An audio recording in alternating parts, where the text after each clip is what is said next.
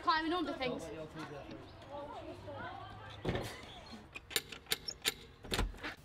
I decided to set Heartlift up around 9 years ago, something like that, and then we've got charity status more recently. You know, you see people and they're not really living, they're just surviving, and we wanted to start helping people have better lives, really. For years we hoped to get a building in the middle of the estate, and so when we were offered this building, it was bang in the middle of the estate where all the kids lived, so they can come and literally knock on the door and we're here. We're 2 minutes walk for most people that we work with. So I think that's crucial, really, and in an ideal world, if we keep going the way that we're going, we'd have it open 7 days, 7 nights a week. People have a misconception that parents don't want support and don't want help. That's not true. A lot of parents would be really glad of any support and any help and any advice, and they're very open to receiving that. It's just that it's not always offered in the right way. It's going back to the basics of community, supporting each other, and it takes a village to raise a child. So if we get a young person and they need to do self-esteem work, if that person likes playing football, then we'll try and link them into football activities. If they like art projects, we'll try and do art projects with them. Sometimes it's just having a cup of tea and a chat and just getting to know someone, really, and know what's going on in their life and help them. We have the art room upstairs, so we can use that for homework club, or we can use it for one-to-one learning. Then we also do group sessional work where we'll have children come in, where we'll do art projects, fun projects, games, movie nights. It's just basic things, you know, like we'll cook a meal together, we'll eat together. It's almost like, it's been described by a few people as being like a family. So just the day-to-day stuff of kids will call in and you ask them how the day's been, and if they need some help with the homework, we would help them. Just the really simple, basic stuff. If people are having a bad time, it's someone to talk to. You know, if people don't want to talk and they just want to chill out and have a minute, they can just sit in the chill out room, watch a film. Just trying to help them with where they're at, really. I started with Heartlift from the beginning, 2006, I think. Andrea helped me in school a lot. She sort of mentored me, got me out of a lot of trouble. I was quite aggressive, used to fight a lot. I wasn't brought up with any attention, any love. All I knew was violence. Heartlift helped me a lot when I was younger. It taught me things that I was never taught at home or from school or anything like that.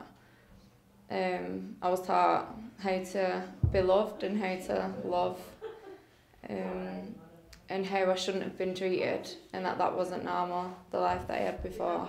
I was told that I wasn't no good, I was thick, so I didn't believe in myself at all until Andrea came along. She believed in me. I love being around it. I love giving back what I've got from Heartlift. I've been through a lot of life experiences, so I can relate to a lot of the kids.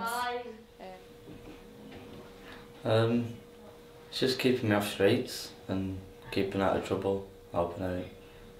It's better being more helpful than being brought on by police and stuff like that. It's mainly to help people, like people who struggle with families, who need help, and then like if you're getting bullied, they can come. It's just mainly to support people, basically.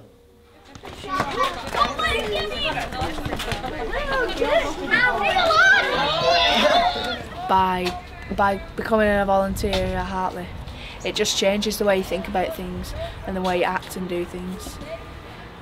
So Andrea works really hard, and Louise, and every other member of staff and the volunteers themselves. I think that people who are in need and that come in and have got problems or whatever, they just need somewhere to go, and I think this is a really good place for it. I think you've got to have vision, haven't you? And you've got to have an idea of what you would love to see. And although with Heartlift it very much, we go with the flow and things tend to happen organically. If we see a need, we try and meet it. I think people don't understand, but there is poverty at a level where children are hungry. I bought some fruit the other week on the Monday, £50 worth of fruit, and on Tuesday it was finished, it was gone. And they're not going for the chocolate, they're going for the apples and they're going for the orange, and people don't understand. From my point of view, I would love the building to be open 7 nights a week, because I know that There's a lot of our young people that don't want to leave this building and go on the streets, but that's where they go. The one thing that we will all say, and probably the difference between us, we genuinely do care about all the families and the children that we work with, and we don't, some people may class that as unprofessional or crossing a boundary, you know, but we don't look at it like that. We look at it that you have the human right to care for your neighbour or care for the people that you're helping and supporting, and it's not natural not to care. And you can't kid a kid. A child knows if you care and they know if you're just doing a job. I like doing art, getting my hair cut as well, and also I like playing outside, and it's really good. Yeah, sit still there for me.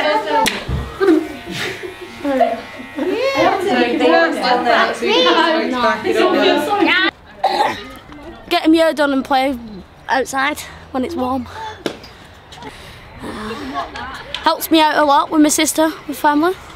To be honest, I went in hospital, Heartlift have been brilliant with me. They've been coming, getting him, taking him out, keeping him out a little bit longer.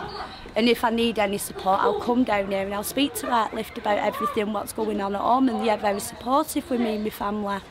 So it's a good charity here.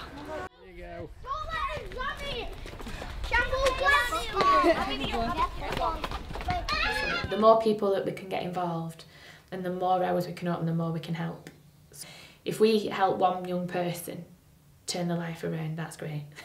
That it's worth doing for that one young person's life. But it would be nice to be able to help more people and try and change more lives if we could. I know I'll always need Heartlift. No matter what age I'll be, I'll still be around it.